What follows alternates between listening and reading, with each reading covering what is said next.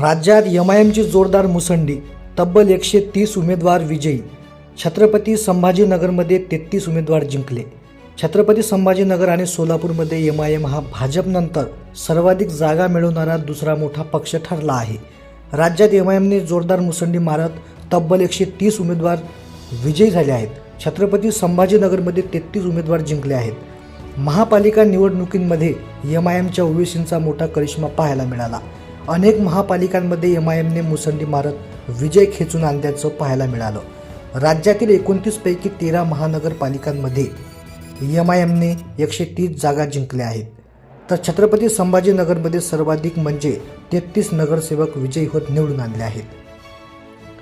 सोलापूर, धुळे आणि नांदेडमध्ये एमआयएमचे प्रत्येकी 8, 10 आणि 15 असे एकूण 33 उमेदवार विजयी झाले आहेत. तर मुंबई महापालिकेमध्येही एमआयएमने मुसंडी मारत तब्बल 8 जागांवर विजय प्राप्त केला आहे.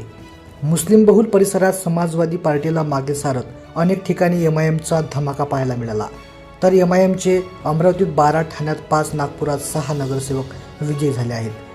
सोलापुरात सुद्धा एमआयएमला मोठं यश मिळालं आहे. सोलापूर महापालिकेत निवडणुकीत एमआयएमने अभूतपूर्व यश मिळवलं आहे. सोलापूर निवडणुकीत 8 जागांवर एमआयएमचे उमेदवार विजयी झाले आहेत. प्रभाग 14 आणि प्रभाग 20 या दोन्ही प्रभागातील 8ही उमेदवार विजयी झाले आहेत.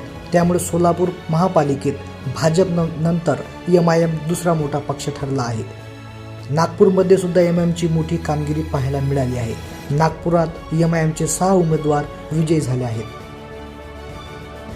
राज्यातील एकूण निवडून आलेले एमआयएमचे उमेदवार सोलापूर महापालिकेत एकूण एमआयएमचे 8 उमेदवार विजयी झाले आहेत. संभाजीनगरमध्ये एमआयएमचे एकूण 33 उमेदवार विजयी झाले आहेत.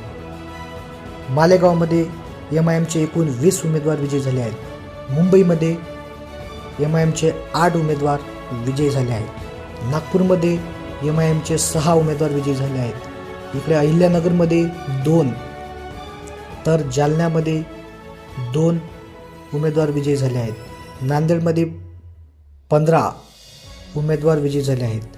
चंद्रपूरमध्ये 11, धुळेमध्ये 10, अकोलामध्ये 3 आणि